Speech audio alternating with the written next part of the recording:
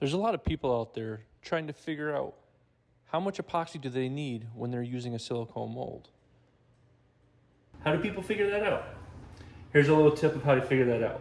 Welcome to Madness Works, where dreams take form in the depths of this workshop.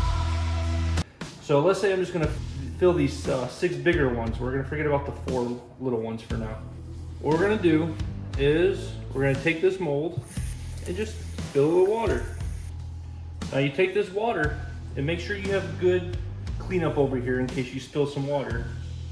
You're gonna pour it into a cup. These cups, little juice cups, bathroom cups, these are my favorite type of cups to use for epoxy. So these are usually my go-to. For measuring, I've got some silicone cups here. So all I would do is I would take my silicone mold, fill it with water, and very carefully pour the contents of the water into my mold. Now the chances of getting every last drop, it's probably not going to happen unless you just have a silicone mold that's just one piece like this cup.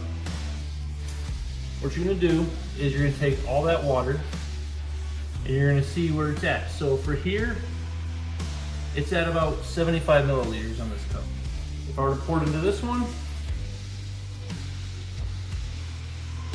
we're looking at about 2 fluid ounces. What we're going to do is we're going to take our measurement and we're going to figure out what type of epoxy we're using. To keep it simple, if we have a 1-to-1 epoxy mixing ratio, you would divide that number in half. So if it's 2 fluid ounces, it'd be 1 fluid ounce of hardener and 1 fluid ounce of the epoxy. You mix those together into this container and it should fill your epoxy mold. So to do this one tray, we're looking at 2 fluid ounces or 75 milliliters. 75 milliliters, you just round it up a little bit to an even number. So 78, take that 78, divide it in half. We're looking at about 39. So 39 of the epoxy, 39 of the hardener. Should be just enough. Right? If you just want to round up a little bit just to get that little bit of extra, round it right up to 80.